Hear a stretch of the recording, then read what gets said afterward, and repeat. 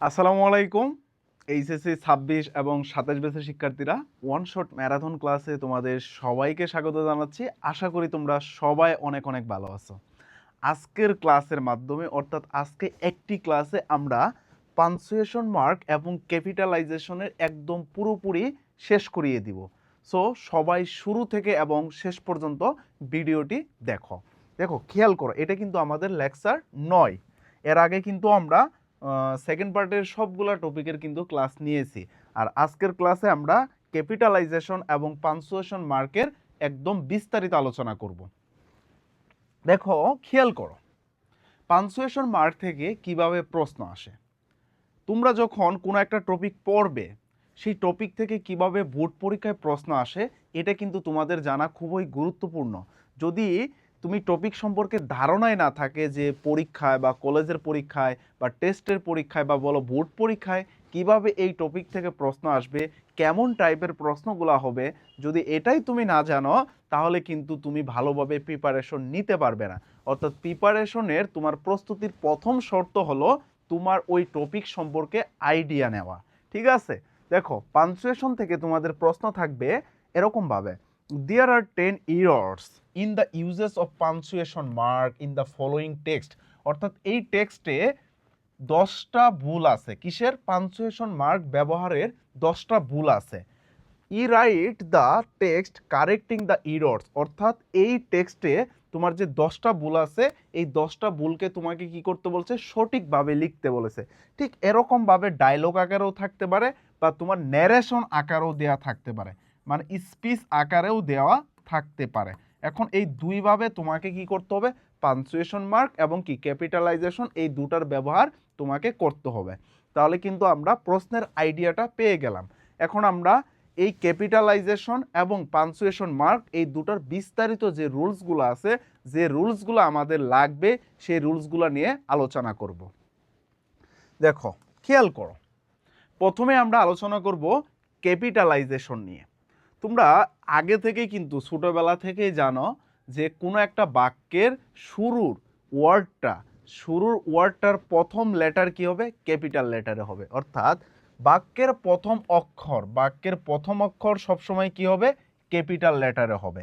ঠিক আছে, যেমন দেখো, once there was a here, একদা কি ছিল? একটা খরগোশ ছিল।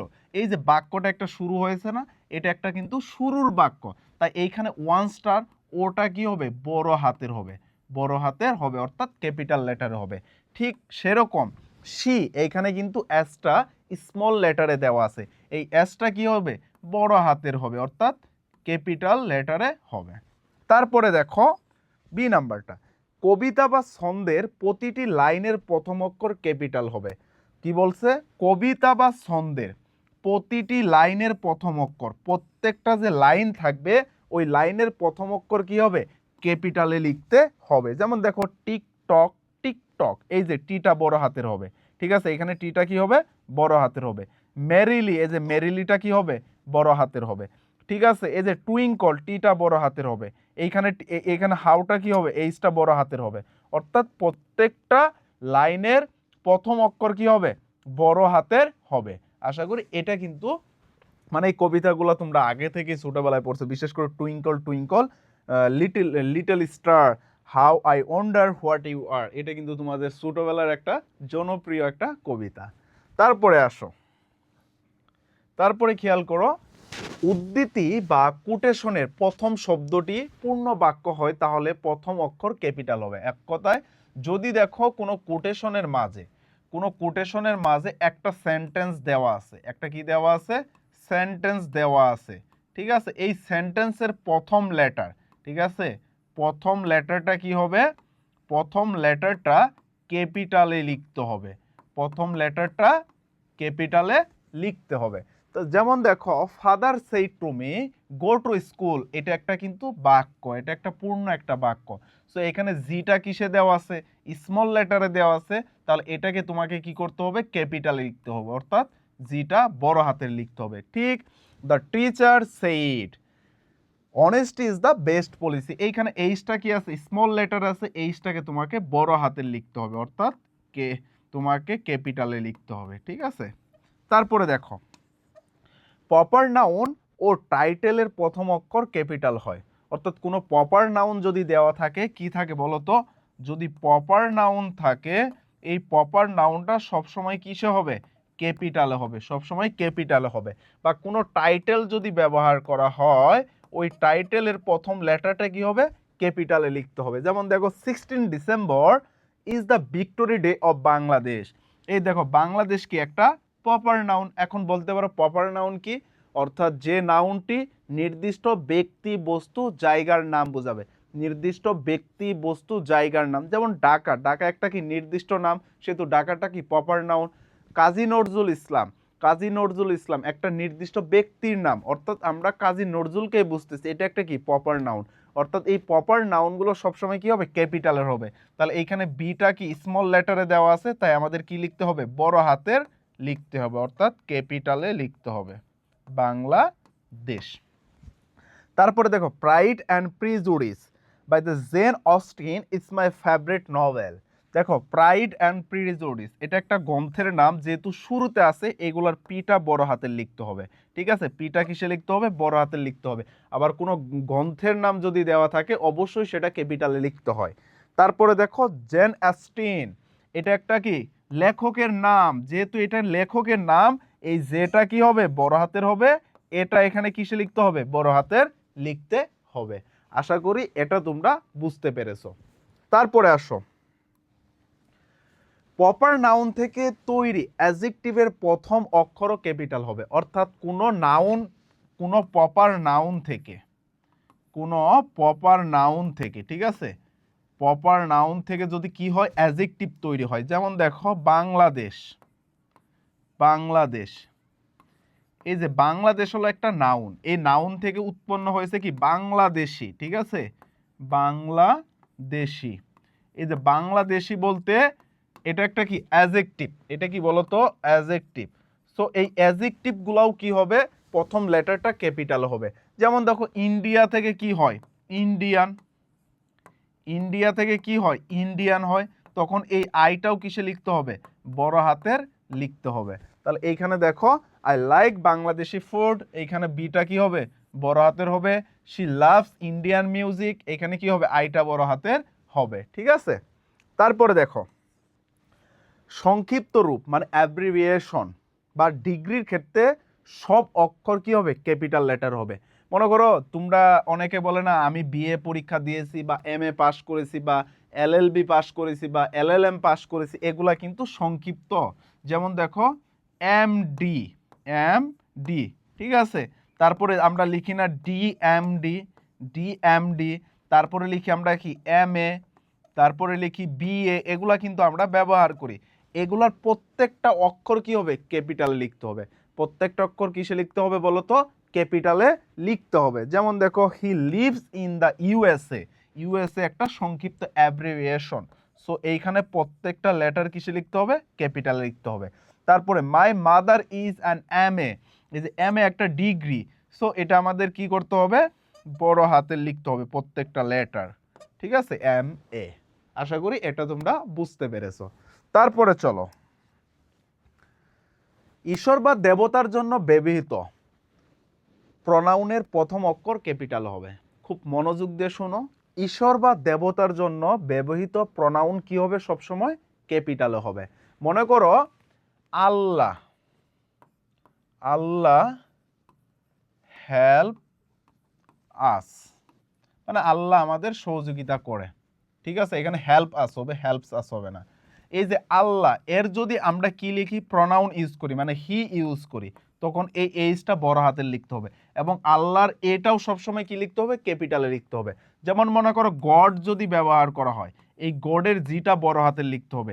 এর যদি প্রনাউন আমরা হি ব্যবহার করি, তখন এইচটা আমাদের কি করতে হবে, বড় হাতের লিখতে হবে, ক্যাপিটালে লিখতে হবে।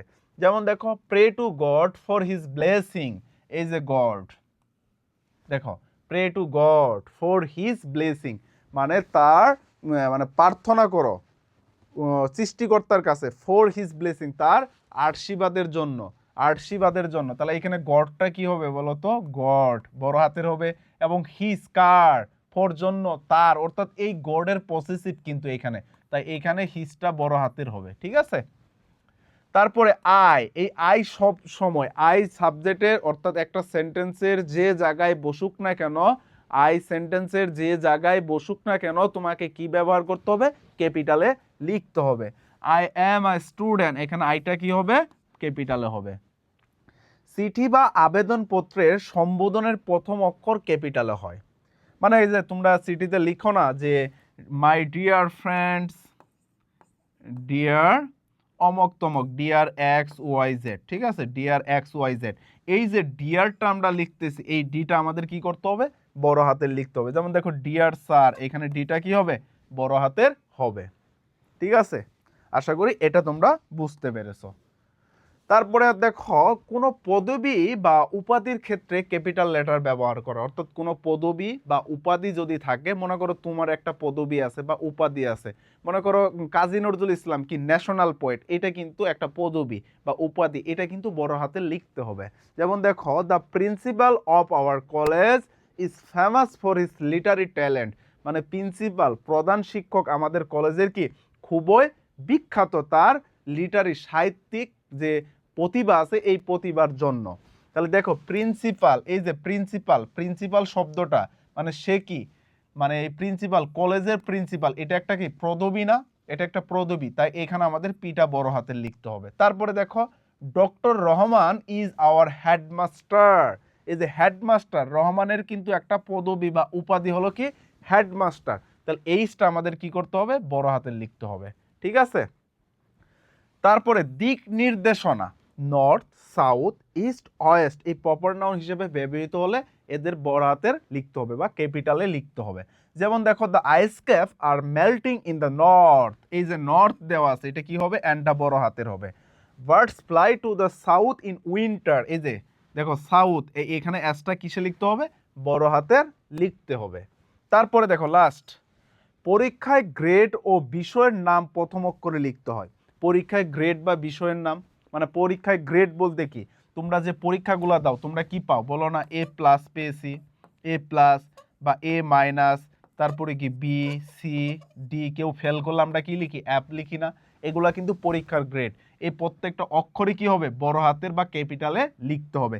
ঠিক তেমনইভাবে যদি বিষয় বোঝায়, কি বোঝায় বলো তো, যদি বিষয় বোঝায় তাহলে আমাদের কি লিখতে হবে, বড় হাতের লিখতে হবে। যেমন হিস্টোরি মানে ইতিহাস, আমার একটা খুব প্রিয় সাবজেক্ট, ঠিক আছে, আমার ইতিহাস পড়তে খুবই ভালো লাগে। আমি ছোটবেলা থেকে ইতিহাসটা মানে এত ভালো লাগতো যে জানার আগ্রহ তৈরি হয় যখন ইতিহাস মানুষ পড়ে, হিস্টোরি পড়ে, একটা জিনিস জানার আগ্রহ তৈরি, এরপর কি হয়েছে, এরপর কি হয়েছে, আদিকালে কি হয়েছিল। যেমন তোমরা যদি কেউ মানে প্রাচীনকালের সময় থেকে পড়ো, যে গুপ্ত বংশ থেকে যদি সাধারণ বইগুলোও পড়ো, তো মনে হবে যে এদের আগে কি ছিল, বা মৌর্য বংশ এদের আগে কি ছিল, বা পালরা শাসন করেছে, সেনরা শাসন করেছে, এদের সময় কি হয়েছিল, এগুলো নিয়ে অনেক বড় বড় বই আছে, বইগুলো পড়লে কিন্তু অনেক জানার আগ্রহ থাকে। ঠিক আছে, হিস্টোরি কি এখানে বলো তো, হিস্টোরি একটা সাবজেক্ট বা বিষয়, যদি সাবজেক্ট বা বিষয় বোঝায় তখন আমাদের সেই অক্ষরটা কিসে লিখতে হবে বলো তো, ক্যাপিটালে লিখতে হবে। যেমন দেখো I got a in Bangla, মানে বাংলাদেশে এ পেয়েছে, সো এই এটা আমাদের বড় হাতে লিখতে হবে কারণ এটা গ্রেড বোঝাচ্ছে। তারপরে দেখো he got be in English, ইংলিশে বি পেয়েছে, এটা একটা গ্রেড বোঝাচ্ছে, সো এটা বড় হাতে লিখতে হবে। এখন বাংলা এবং ইংরেজি এই দুটা কিন্তু সাবজেক্ট মানে বিষয়ের নাম, সেহেতু আমাদের এখানে কি করতে হবে, বড় হাতে লিখতে হবে। ঠিক আছে, আশা করি এটা তোমরা বুঝতে পেরেছো। এক কথায় যদি গ্রেড বা বিষয় বোঝায় তাহলে তোমাকে কি করতে হবে, ক্যাপিটালে লিখতে হবে। আমরা এই যাবৎ মানে যে নিয়মগুলো আমরা দেখলাম খুব শর্ট, এগুলো তোমরা আগে থেকেই পড়েছো, তোমাদের একটু রিভিশন হয়ে যাবে যে ক্যাপিটালাইজেশন অর্থাৎ ক্যাপিটাল লেটার কোথায় কোথায় বসবে এটা কিন্তু আমরা জানলাম। এখন আমরা পাঞ্চুয়েশন মার্ক অর্থাৎ কখন কোন বাক্যে কোন ধরনের বাক্যে আমরা কোন চিহ্নগুলো বা বিরাম চিহ্নগুলো ব্যবহার করব সেটা আমরা দেখে নিব। দেখো আগে প্রথমে আমরা পাঞ্চুয়েশনগুলো চিনে নেই যে কোনটা দ্বারা কি বোঝায়। এটা হলো কি ফুল স্টপ, এটা কি ফুল স্টপ। যদি তুমি চিহ্নই না বুঝো, মনে করো যে কোনো একটা বাক্যে এক্সক্লেমেশন চিহ্ন বসাতে হবে, বাট তুমি এক্সক্লেমেশন চিহ্নটা জানো না কিভাবে লিখতে হয় বা কিরকম দেখতে, এটাই যদি না জানো তাহলে তুমি বসাতে পারবে না। তাই চিহ্নগুলো আগে দেখে নাও। তারপরে কি এক্সক্লেমেশন, একটা লম্বা দাগ দিয়ে নিচে একটা ফুটা দিয়ে দিবা, মানে একটা টিপ বসিয়ে দিবা, যেমন মনে করে যে অনেকে কি করে কপালে এরকমভাবে দাগ দিয়ে একটা কি ফুটা দেয় না, ঠিক সেরকম। তারপরে সেমিক্লোন কি একটা ফুটা দিয়ে নিচে কমা। তারপর ইনভার্টেড কমা বা কোটেশন বলতে পারো, এটা হলো কি এরকম ভাবে দুটা কমা, এরকম ভাবে দুটা কমা। হাইপেন বা ড্যাশ, এটা হলো কি একটা দাগ। তারপরে কমা আমরা জানি এটা হলো কমা, আর এটা হলো কি কোশ্চেন মার্ক। আর ক্লোন জানি কি আমরা, ক্লোন হলো তোমার এই যে এটা ক্লোন, ঠিক আছে, এটা হলো কি ক্লোন। আর অ্যাপোস্ট্রফি একটা এরকম ভাবে দেয়া থাকে, আর এটা হলো কি ব্রেকেট, এটা আমরা সবাই জানি ব্রেকেট। সো এগুলো হলো কি পাঞ্চুয়েশন মার্ক বা চিহ্নগুলো বা বিরাম চিহ্ন যেটাই বলো বাংলাতে, এগুলোর ব্যবহারগুলো আমরা এখন দেখে নিব আস্তে আস্তে। চলো প্রথমে আসো কমার ব্যবহার, মানে কমা কোথায় কোথায় ব্যবহার করা হয়, ঠিক আছে।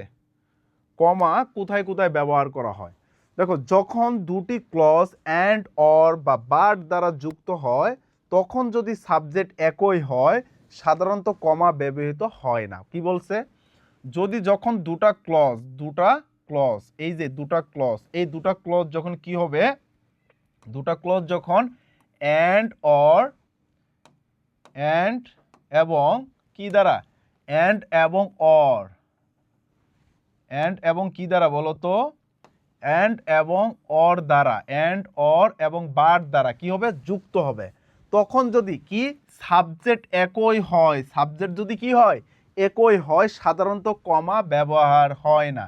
কি হয় না, কমা ব্যবহার হয় না। আবারও বলতেছি, যখন দুটা ক্লজ অ্যান্ড অর বার দ্বারা যুক্ত হবে, তখন যদি সাবজেক্ট একই হয় কমা ব্যবহার করা হয় না।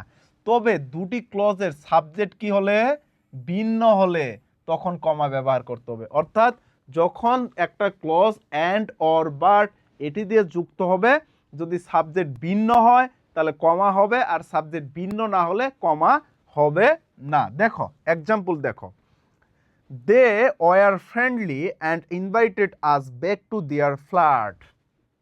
দেখো দে আর ফ্রেন্ডলি মানে তারা হয় খুবই বন্ধুত্ব পরায়ণ, অ্যান্ড ইনভাইটেড আস আমাদের কি করেছে, ইনভাইট করেছে ব্যাক টু দেয়ার ফ্ল্যাট।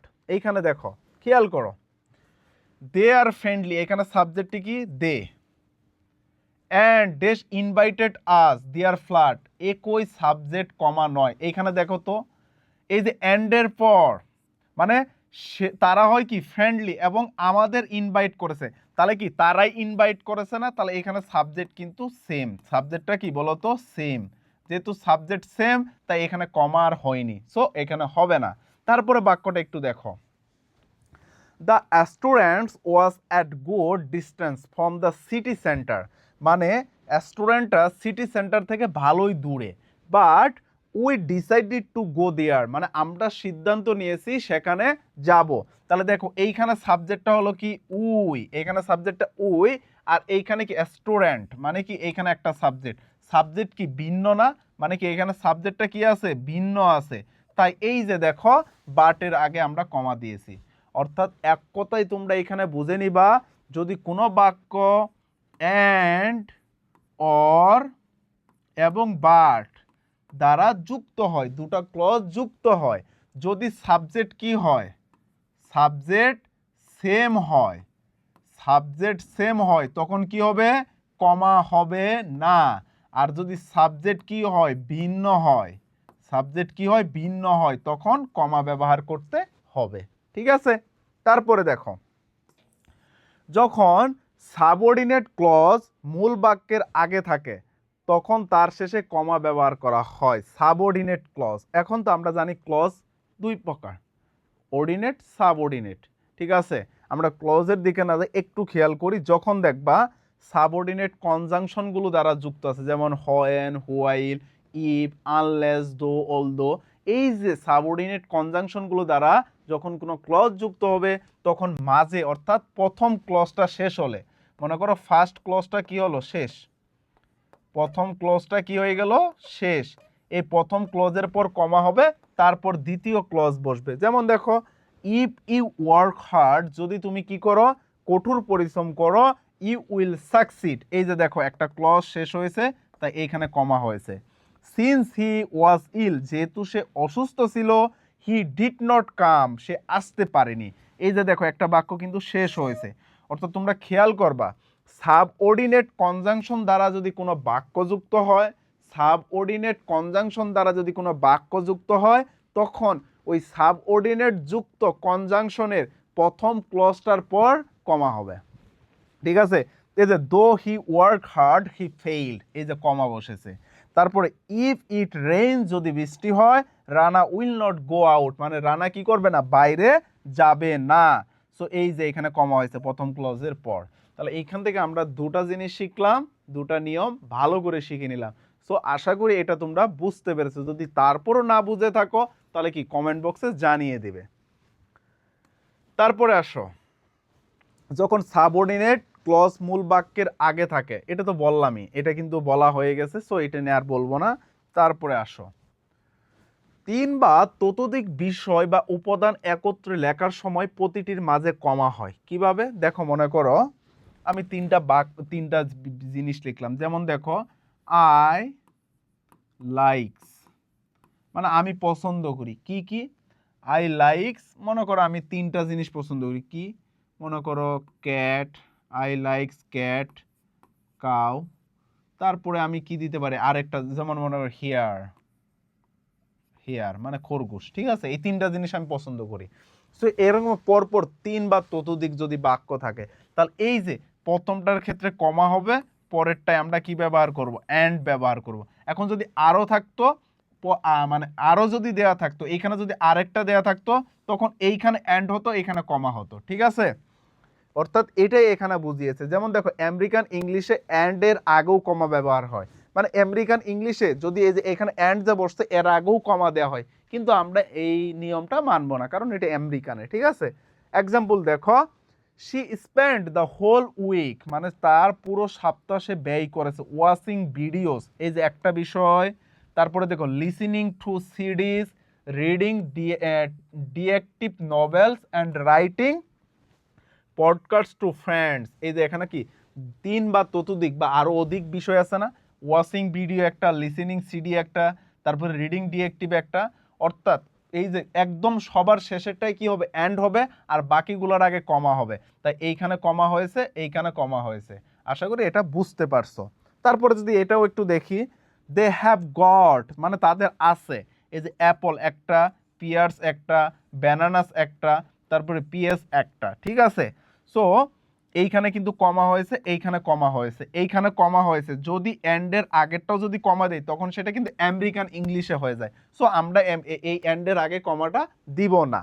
ঠিক আছে, তারপর আসো, সেন্টেন্সের কানেক্টর যেমন however, therefore, to be honest, unfortunately ইত্যাদি বাক্যের শুরুতে বা মাঝে বা শেষে ব্যবহৃত হলে কমা হয়।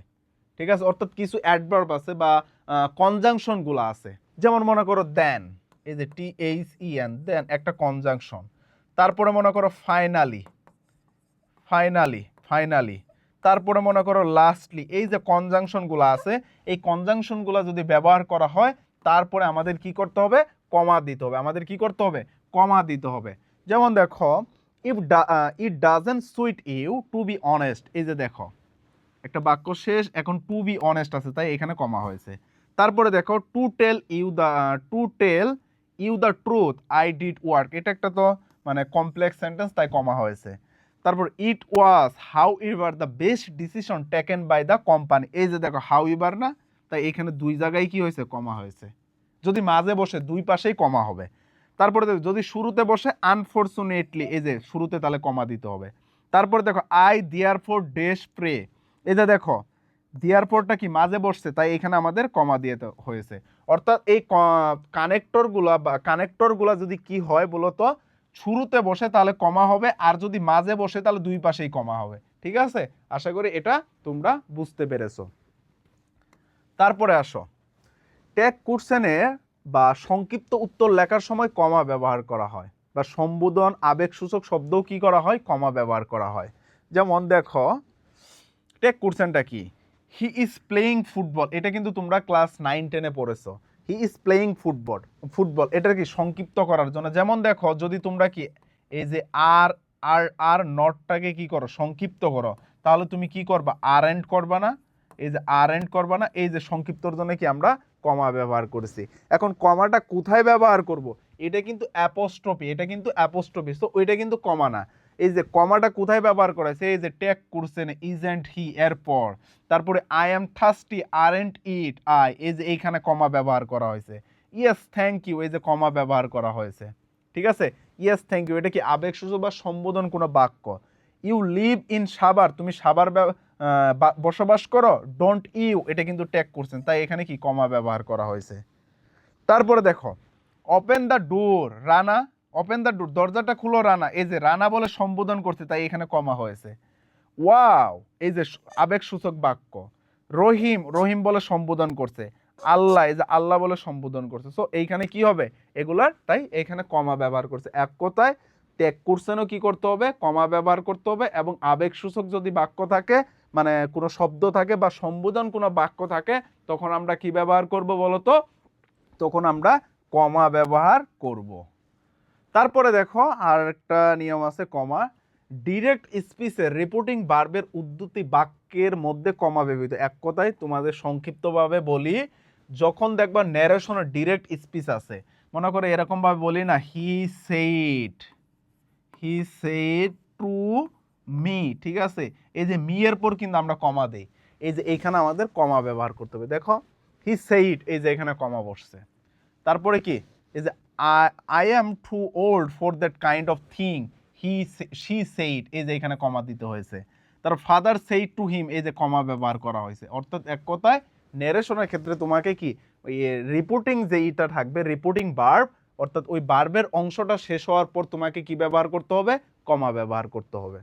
তারপরে দেখো চিঠিতে সম্বোধনের পরে বা শেষে শুভেচ্ছা বার্তার আগে কমা ব্যবহার করতে হয়। অর্থাৎ তোমরা চিঠি লেখো না যে my dear friend, my dear X Y Z, তারপরে কি লেখো না মাই ডিয়ার জান পান কলিজা টুকরা, কত সোনা ময়না লিখো না।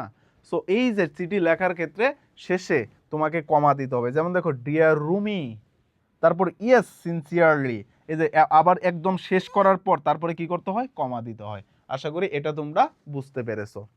তারপরে আসো সেমিক্লোন, সেমিক্লোন, ঠিক আছে, সেমিক্লোনটা কখন ব্যবহার করবা, এই সেমিক্লোনটা কখন বসবে, ঠিক আছে, যখন দুটি ইন্ডিপেন্ডেন্ট ক্লজ, যখন কি বলতো দুটা ইন্ডিপেন্ডেন্ট ক্লজ মানে স্বাধীন বাক্য, কোঅর্ডিনেটিং কনজাংশন যেমন কি and or but so or এগুলা কি ছাড়া একত্রে লেখা হয়, তখন তাদের মধ্যে সেমিক্লোন ব্যবহার করা হয়।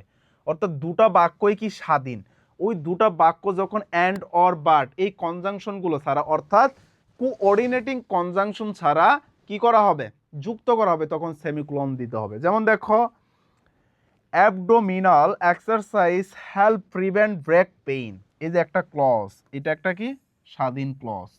তারপরে দেখো প্রপার পাস্টোর ইজ অলসো ইম্পর্টেন্ট, দুটাই কিন্তু স্বাধীন, মানে কোনোটাই কারো উপর নির্ভরশীল না। তাহলে কি ইন্ডিপেন্ডেন্ট, আরেকটা হলো কি ডিপেন্ডেন্ট। এখন ডিপেন্ডেন্টটা কি, একটা বাক্য আরেকটার উপর নির্ভরশীল। যেমন আমি যদি বলি দো he is poor, he is poor, he is honest, he is honest, যদিও সে মানে গরিব তবুও সে সৎ। এই যে দেখো এই বাক্যটা একটা বাক্য কিন্তু এর উপর নির্ভরশীল, হি ইজ অনেস্ট সে সৎ। আর যখন আমি বললাম দো হি ইজ পোর যদিও সে গরিব, আর কি মানে আরো শোনার ইচ্ছা আছে, অর্থাৎ এই বাক্যটা স্বাধীন নয়, এই বাক্যটা এই বাক্যের উপর নির্ভরশীল, অর্থাৎ এটা ডিপেন্ডেন্ট। অর্থাৎ তোমার এইখানে কি সাবঅর্ডিনেটিং ক্লজ বলতে পারি, ঠিক আছে, সাবঅর্ডিনেট কনজাংশনগুলো দ্বারা যুক্ত হয়েছে, ঠিক আছে। কিন্তু এইখানে এই দুটা বাক্য কিন্তু তোমার কি মানে স্বাধীন বাক্য, ইন্ডিপেন্ডেন্ট ক্লজ, বাট কি এখানে অ্যান্ড অর, তারপরে কি বাট সো বা ইয়েট, এই যে কোঅর্ডিনেটিং যে কনজাংশনগুলো আছে এই কনজাংশনগুলো এইখানে ব্যবহার করা হয়নি, তাই এইখানে আমাদের কি করতে হবে, সেমিক্লোন দিতে হবে। বুঝতে পারছো? তারপরে দেখো the editors made 6 recommendation, however only one has been adopt so far, এই যে দুটা ক্লজ, ঠিক আছে, এখানে কি দুটা ক্লজ স্বাধীন, তাই এখানে কি সেমিক্লোন হয়েছে। তারপরে তো টু এর ইজ হিউম্যান মানে মানুষ মাত্রই ভুল করে, টু ফরগিভ ডিভাইন, এটা একটা ক্লজ এটা একটা ক্লজ, কিন্তু কোনো কনজাংশন দ্বারা যুক্ত হয়নি, তাই এখানে কি হয়েছে, কমা হয়েছে, এই সেমিক্লোন ব্যবহার করে। সেমিকোলন কোথায় ব্যবহার করবা, দুটা ইন্ডিপেন্ডেন্ট ক্লজ থাকবে and or but so yet, অর্থাৎ এই কোঅর্ডিনেটিং কনজাংশনগুলো দ্বারা কি যুক্ত হবে না, তখন ওই কনজাংশনগুলোর জায়গায় আমরা কি ব্যবহার করব, সেমিকোলন ব্যবহার করব। আশা করি তোমরা এটা বুঝতে পেরেছো। তারপরে আসো ক্লোন। ক্লোন কোথায় ব্যবহার করবা, কোনো বক্তব্য বা তালিকা বা ব্যাখ্যা উপস্থাপনের আগে ক্লোন ব্যবহার করা হবে। অর্থাৎ যখন প্রথম অংশটি দ্বিতীয় অংশের ভূমিকা হিসাবে কাজ করবে, প্রথম কোন অংশ দ্বিতীয় অংশের ভূমিকা হিসেবে কাজ করবে, তখন আমরা ক্লোন ব্যবহার করব। যেমন দেখো, he visited 3 cities during his stay in the maritimes, অর্থাৎ মেরিটাইমে বসবাস করার সময়, মানে ভিজিট করার সময় সে 3টা সিটিতে করেছে, মানে ছিল আর কি, ভিজিট করেছিল।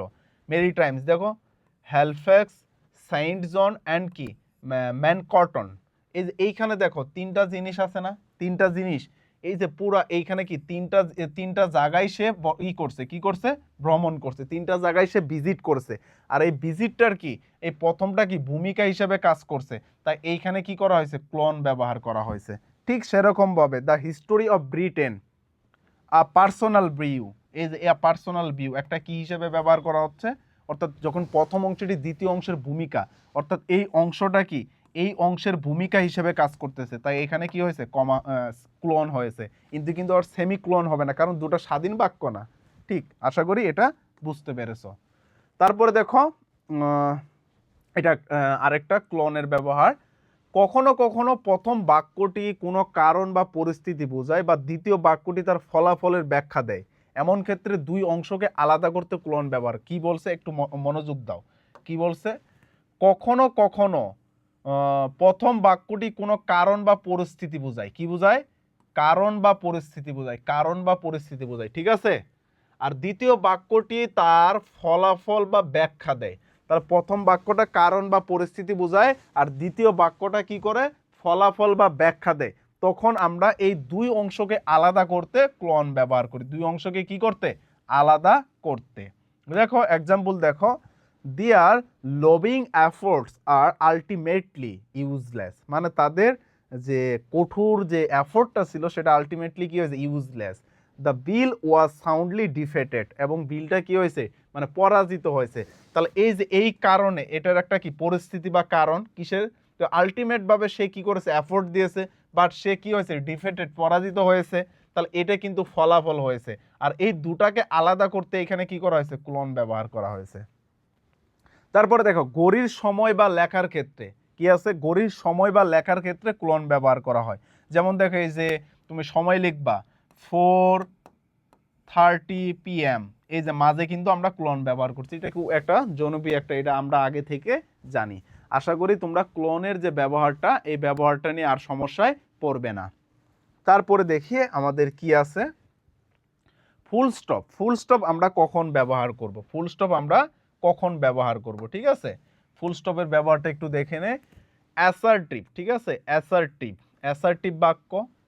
তারপরে দেখো ইম্পারেটিভ এবং অপটেটিভ, অ্যাসার্টিভ এবং কি বলতো, ইম্পারেটিভ। অ্যাসার্টিভ, ইম্পারেটিভ এবং অপটেটিভ বাক্যের শেষে আমরা কি ব্যবহার করব, ফুল স্টপ ব্যবহার করব। বাক্যের শেষে আমরা কি ব্যবহার করব, ফুল স্টপ ব্যবহার করব। তারপরে ডেসিমাল পয়েন্ট বা ক্লক টাইম লেখার ক্ষেত্রে আমরা ফুল স্টপ ব্যবহার করব। কি কি বলছে দেখো একটু, ডেসিমাল পয়েন্ট এবং ক্লক টাইম, ডেসিমাল পয়েন্ট এবং কি ক্লক টাইম, আমরা সবগুলোর এক্সাম্পল দেখব। আমরা তো অ্যাসার্টিভ, ইম্পারেটিভ, ডেসিমাল পয়েন্টও আমরা চিনি, এটা দেখিয়ে দিচ্ছি। তারপরে তো কোনো নামের সংক্ষিপ্ত রূপ বা উপাধি, টাইটেল এর ক্ষেত্রে ব্যবহার করা, অর্থাৎ কোনো নামের সংক্ষিপ্ত রূপ লেখার ক্ষেত্রে, বা তোমার উপাধি বা টাইটেল, বা উপাধি আর টাইটেল একই কথা, এগুলোর পরে কি হবে, ফুল স্টপ হবে। তবে অ্যাক্রোনিমটা কি, যেমন দেখো নাসা, ইউনিসেফ, তারপরে কি যে হু, WHO, হু, ইউনিসেফ, তারপরে কি তোমার যে ইউনাইটেড, এগুলা কিন্তু তোমার কি মাঝে কোনো ফুল স্টপ হবে না। দেখো একটু খেয়াল করো, they have decided to ban him for 3 match, অর্থাৎ তারা সিদ্ধান্ত নিয়েছে তাকে 3 ম্যাচের জন্য কি করবে, মানে ব্যান করবে, বাতিল করবে। এটা একটা কি অ্যাসার্টিভ বাক্য না, এটা একটা কিন্তু অ্যাসার্টিভ বাক্য। যেহেতু অ্যাসার্টিভ বাক্য, তাই আমরা শেষে কি দিয়েছি, ফুল স্টপ দিয়েছি। তারপরে জিডি পাওয়ার রিসার্চ। দেখো আমি কিন্তু আগেই বলছি, যখন সংক্ষিপ্ত অ্যাব্রিভিয়েশন থাকবে, কি থাকবে? সংক্ষিপ্ত অ্যাব্রিভিয়েশন থাকবে। এই সংক্ষিপ্ত অ্যাব্রিভিয়েশন বা সংক্ষিপ্ত রূপের ক্ষেত্রে আমরা কি ব্যবহার করব? মাঝেরগুলো, যেমন এম এ, এই যে এম ডট এ ডট, ঠিক আছে, এটা আমাদের লিখতে হবে। তারপর আমরা কি লিখি? এমডি লিখি না? এই যে এমডি লিখতে হয় এরকম ভাবে। তারপরে কি বি এ ফুল স্টপ, এ লিখতে হবে ফুল স্টপ, ঠিক আছে। এই সংক্ষিপ্ত অ্যাব্রিভিয়েশনগুলোর ক্ষেত্রে আমরা ফুল স্টপ লিখতে হবে। তাই এখানে কি হয়েছে? G full stop, D full stop. তারপরে the annual lecture will be given by the David James M A, এই যে এম এ, এটা একটা কি সংক্ষিপ্ত রূপ, তাই এখানে ফুল স্টপ হয়েছে। আই উইল বি 3 at 4:30, তাহলে এই ক্ষেত্রে আমরা ক্লোনও ব্যবহার করতে পারি। মনে করো এটা দুটা ব্যবহার করা যায়, এরকম ভাবেও লিখতে পারি, আরেকটা কি এরকম ভাবেও লিখতে পারি, ঠিক আছে, এই টাইমের ক্ষেত্রে। তারপর দেখো the price of gold is dollar, অর্থাৎ টাকার এই যে পার্সেন্ট মানে ডেসিমাল পয়েন্ট, তোমরা আইসিটিতে পড়ো রেডিক্স পয়েন্ট, এক কথায় কোনো দশমিক সংখ্যা, যেমন লেখো 07.89। সো এটা কিন্তু একটা ডেসিমাল পয়েন্ট, আর এটাকে বলা হয় রেডিক্স পয়েন্ট, ঠিক আছে, আইসিটিতে। এইখানে কিন্তু অর্থাৎ ডেসিমাল সংখ্যাটা আমরা কি করতে পারি? ফুল স্টপ ব্যবহার করি। ক্লক টাইম এবং ডেসিমাল পয়েন্ট, এক কথায়, বুঝতে পারছো? আশা করি এটা তোমরা বুঝতে পারছো। আর এই ফুল স্টপ নিয়ে তোমাদের কোনো ঝামেলা থাকবে না। আবারও আমি সংক্ষিপ্তভাবে বলে দিচ্ছি, মানে সামারি হিসাবে: বাক্য শেষ assertive, imperative, optative, full stop. Decimal point মানে ওই যে মাঝখানে দশমিক, এটা ফুল স্টপ। তারপরে কোনো কি সংক্ষিপ্ত রূপ থাকলে কি করতে হবে? ফুল স্টপ দিতে হবে। তারপরে ক্লক টাইমও আমরা কি করতে পারি? ফুল স্টপ ব্যবহার করতে পারি। তারপরে দেখো কোশ্চেন মার্ক। কোশ্চেন মার্ক কখন বসবে? কোশ্চেন মার্ক প্রশ্নবোধক বাক্যের শেষে, প্রশ্নবোধক বাক্যের শেষে, at the end of interrogative sentence. মানে কি? কোনো প্রশ্নবোধক বাক্যের শেষে আমরা কি ব্যবহার করব? কোশ্চেন মার্ক ব্যবহার করব। আর যে বাক্যগুলোতে প্রশ্ন করা হয় সেগুলোর শেষে কোশ্চেন মার্ক। এক কথায় কোশ্চেন মার্ক শুধু এক জায়গায় বসে, যেগুলো দ্বারা কি হয়? প্রশ্ন করা হয়, ঠিক আছে। যেমন দেখো প্রশ্ন করা কি আছে? হোয়াট আর ইউ ডুইং, মানে তুমি কি করতেছে। এই যে এক কথা সোজা কথা বলে দেয়, কিভাবে চিনবা? যদি কোনো বাক্যের শুরুতে ডাব্লিউএইচ ওয়ার্ড থাকে তাহলে লাস্টে প্রশ্নবোধক দিবা। আর কোনো বাক্যের শুরুতে যদি কি থাকে? অক্সিলিয়ারি ভার্ব থাকে। কোনো বাক্যের শুরুতে যদি ডাব্লিউএইচ ওয়ার্ড এবং অক্সিলিয়ারি ভার্ব থাকে তখন লাস্টে কি করবা? কোশ্চেন মার্ক দিয়ে দিবা। আর কোনো কথা নেই। যেমন দেখো এখানে কি আছে? What WH word, so question mark. Where WH word, question mark. Have auxiliary verb শুরুতে, তাই এখানে কোশ্চেন মার্ক। মানে একটা সংক্ষিপ্ত একটা নিয়ম, ঠিক আছে, মানে একটা শর্টকাট। তারপর আসো এক্সক্লেমেশন চিহ্ন। এক্সক্লেমেশন, এক্সক্লেমেশন কখন ব্যবহার করা হয়? এক্সক্লেমেশন খেয়াল করো, এক্সক্লেমেশন আমরা কখন ব্যবহার করব? যদি বিস্ময়, বিস্ময় বোঝায়। তারপরে কি বোঝায়? আনন্দ। তারপরে কি বোঝায়? দুঃখ, আশ্চর্য, ঘৃণা, বিস্মৃতি ইত্যাদি যদি বোঝায়, তখন আমরা আবেগের ক্ষেত্রে আমরা কি ব্যবহার করি? ইন্টারজেকশন বা এক্সক্লেমেটরি সেন্টেন্স, আমরা এই চিহ্নটা ব্যবহার করি। এটি সাধারণত কি এক্সক্লেমেটরি সেন্টেন্স বা ইন্টারজেকশনে শেষে ব্যবহার করা হয়। এক কথায় যেটি দ্বারা আনন্দ, দুঃখ, কষ্ট, বেদনা এই আবেগগুলা বোঝানো হবে, তখন আমরা এক্সক্লেমেশন চিহ্ন ব্যবহার করব, ঠিক আছে। দেখো হোয়াট আ নাইস কোট, মানে কি এটাকে একটা কি অবাক হয়ে গেছে না, তাই এইখানে কি হয়েছে? এক্সক্লেমেশন চিহ্ন। Wow really, wow really, so এটা কিন্তু একটা আশ্চর্য বাক্য, মানে অবাক হয়ে গেছে, সো এইখানে তাই কি হয়েছে? এক্সক্লেমেশন। তারপর গোশ, এই যে এক্সক্লেমেশন চিহ্ন। অ্যালাস দুঃখ বোঝাইছে, এক্সক্লেমেশন চিহ্ন। What a nice but it is, exclamatory sentence, তাই কি হয়েছে? এক্সক্লেমেটরি সেন্টেন্স থাকলে তো এক্সক্লেমেশন দিতে হবে। তার if I were a bird, এটাও একটা কি এক্সক্লেমেটরি সেন্টেন্স, তো এখানে কি হয়েছে? এক্সক্লেমেশন চিহ্ন হয়েছে। আশা করি এটা বুঝতে পারছো, ঠিক আছে। এখন আসো কোটেশনের ব্যবহারটা। কোটেশনের ব্যবহারটা আমরা এটা কিন্তু আসলেই জানি, কোটেশনের ব্যবহার আর কি বলবো। দেখো কোটেশন মার্ক ব্যবহারের মূল উদ্দেশ্য হলো কারো বক্তব্য সরাসরি উক্তিটি বা উদ্দেশ্য অংশ আলাদা করে দেখানো। ইংরেজিতে সাধারণত ডাবল কোটেশন মার্ক ব্যবহার করা হয়, তবে অনেক সময় সিঙ্গেল কোটেশন মার্কও ব্যবহার করা হয়, বিশেষ করে ব্রিটিশ ইংলিশে। যেমন দেখো এই যে আমরা এরকম ভাবেই তো বলি, এটা তো বলি, যেমন দেখো Mary said to me, Mary said to me, I drew the sum. এই যে আমরা কোটেশনটা কোথায় ব্যবহার করলাম, এই যে রিপুটেড স্পিচ, এক কথায় তোমরা কোথায় ব্যবহার করবা, আরপি মানে আর এস মানে রিপুটেড স্পিচ। আমরা কি ব্যবহার করব, রিপুটেড স্পিচে কোটেশন ব্যবহার করব। যেমন দেখে যে ম্যারি রিপ্লাইড, এই যে কোটেশন, ঠিক আছে। এইগুলো সবগুলো আমরা জানি ব্যবহার। এগুলো দেখো, এই যে দ্য কোর্স টিউটর সেই টু আস, ডোন্ট, এই যে সিঙ্গেল কোটেশন ব্যবহার করছে, অর্থাৎ আমরা ডাবল কোটেশনটাই ব্যবহার করব, আমাদের সিঙ্গেল কোটেশন ব্যবহার করার দরকার নেই। লাস্ট দেখো অ্যাপোস্ট্রফি, ও আরও আছে অ্যাপোস্ট্রফি। কোথায় অ্যাপোস্ট্রফি ব্যবহার করা হয়? অ্যাপোস্ট্রফি দ্বারা আসলে কি বোঝানো হয় জানো? অধিকার প্রকাশ করানো হয় অ্যাপোস্ট্রফি দ্বারা, মানে এটার মালিকানা বোঝানো হয়, ঠিক আছে। অর্থাৎ অ্যাপোস্ট্রফি ব্যবহৃত হলে কোনো নাউন প্রনাউনের পসেসিভ ফর্ম বোঝাতে। তাহলে কি অ্যাপোস্ট্রফিটা কোথায় ব্যবহার করা হয়? কোনো নাউন বা প্রনাউনের পসেসিভ ফর্ম বোঝাতে অ্যাপোস্ট্রফি ব্যবহার করা, অর্থাৎ যখন কোনো ব্যক্তি বা প্রাণী বস্তুর মালিকানা বোঝানো, এক কথায় মালিকানা বোঝাবে, ঠিক আছে। তাহলে অ্যাপোস্ট্রফিটা কিভাবে হয় দেখো, একটু খেয়াল করো।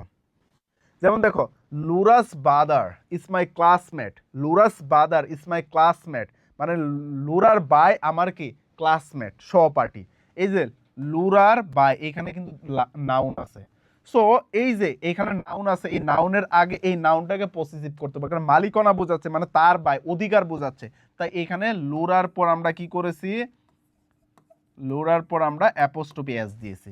তারপরে হি হ্যাজ হিজ 3 সন্স, এই যে অ্যাপোস্ট্রফি, ঠিক আছে, 3 সন্স। তারপরে দেখো ইন ম্যানি সুবোর্ডস দ্য লেসন্স, এই যে এখানে অ্যাপোস্ট্রফি, ঠিক আছে। তারপর this must be someone else, এই যে ইলস অ্যাপোস্ট্রফি। ওয়ান্স রেসপন্সিবিলিটি মানে একজনের কি দায়িত্ব, অধিকার বোঝাচ্ছে। ইজ দিস সামবডিজ জ্যাকেট, এটা মানে কি কারো জ্যাকেট, মানে সামবডির জ্যাকেট, কারো না কারো জ্যাকেট। সো এখানে কি অধিকার বোঝাচ্ছে। তারপর দিস ইজ রানার্স ড্রেস, এটি কি রানার ড্রেস, রামের ড্রেস। এখানে রাম মানে অধিকার, ড্রেসটা কার, রামের। সো তাই এখানে অধিকার, তাই এখানে অ্যাপোস্ট্রফি হয়েছে। আশা করি এটা তোমরা বুঝতে পারছো। তোমাদের একটু দেখিয়ে দেই, দেখো একটু খেয়াল করো। যদি ওই নাউনটা কি হয় বলো তো, নাউনটা যদি সিঙ্গুলার হয় তখন তোমাকে কি করতে হবে, মানে ওই নাউনটা লিখে, যেমন মনে করো করিম, করিম সিঙ্গুলার, তাই এখানে অ্যাপোস্ট্রফি এস হবে। এখন যদি সেটা প্লোরাল হয় তখন তোমাকে কি করতে হবে, ওই নাউনটা লেখার পর তোমাকে অ্যাপোস্ট্রফি দিতে হবে। যেমন দেখে যে এখানে কি হয়েছে, এখানে একটু খেয়াল করো কোনটা, এই যে হাউজেস, এখানে কিন্তু এটা প্লোরাল, তাই কিন্তু শেষে তোমার নাউনের পরে কি হয়েছে, অ্যাপোস্ট্রফি হয়েছে। সো এটা নিয়েও কিন্তু তোমাদের কনফিউশন থেকে যায়। তারপরে অ্যাপোস্ট্রফি আর কোথায় কোথায় ব্যবহার করা হয় দেখো, যখন কোনো শব্দের অক্ষর বাদ দেওয়া হয়, লেটার অমিশন, সেখানে অ্যাপোস্ট্রফি বসে, এটিকে কনস্ট্রাকশনও বলা হয়, ঠিক আছে। যেমন দেখো, এই যে আমরা সংক্ষিপ্ত রূপ লিখি না, যেমন দেখো এই যে আর নট, এটাকে আমরা সংক্ষিপ্তভাবে কি লিখি, আর এন্ড ব্যবহার করি না, এই যে অ্যাপোস্ট্রফি ব্যবহার করা হয়েছে, ঠিক আছে। যেমন দেখো আই হ্যাভেন্ট, এই যে হ্যাভ নটটাকে হ্যাভেন্ট করা হয়েছে। ইট ইজ, এই যে ইট ইজটাকে ইটস করা হয়েছে, ইটস, এই যে ইটস। তারপরে কি নো বডিস, এটা তো মালিকানা। তারপরে হি ইজ, ঠিক আছে, এটা কি হি ইজ, এটা কিন্তু হি ইজ। তারপরে এই যে টি এস মানে T is, I S. There are 10 tens in 100, এই যে এখানে অধিকার বোঝাচ্ছে এটা, ঠিক আছে। এক কথায় কি, এটা অধিকার না, এটা হবে কি সংখ্যার ফিগার মানে করতে। যেমন দেখো, যখন অক্ষর বা লেটার সংখ্যার প্লোরাল উপে ব্যবহার করে, সংখ্যাটা কি করা হয়, প্লোরাল উপে দেখানো হয়, মানে এই সংখ্যাটা প্লোরাল করে দেখানো যায়, এখানে অ্যাপোস্ট্রফি 10s হয়েছে, ঠিক আছে। এক কথায় যখন তুমি কি করবা, হ্যাঁ, মানে সংক্ষিপ্ত রূপ দিবা, তখন তোমাকে অ্যাপোস্ট্রফি ব্যবহার করতে হবে। সো আশা করি এটা তোমরা বুঝতে পেরেছো। আমাদের কিন্তু মানে যে পাঞ্চুয়েশন মার্কগুলো পরীক্ষার জন্য গুরুত্বপূর্ণ, সবগুলাই কিন্তু আজকের লেকচারে কিন্তু আলোচনা করা হয়েছে। আশা করি তোমরা এই ভিডিওটির মাধ্যমে অনেক উপকৃত হবে। যদি উপকৃত হয়ে থাকো ভিডিওটি দেখে, তাহলে অবশ্যই কি করবে, এই ভিডিওটা শেয়ার দিবে এবং কি করবা, কমেন্ট করো, এবং তোমাদের বন্ধুদের মেনশন দিয়েও কি করতে পারো, জানাতে পারো। তো তোমাদের সবাইকে কি ধন্যবাদ দিয়ে শেষ করছি। আসসালামু আলাইকুম।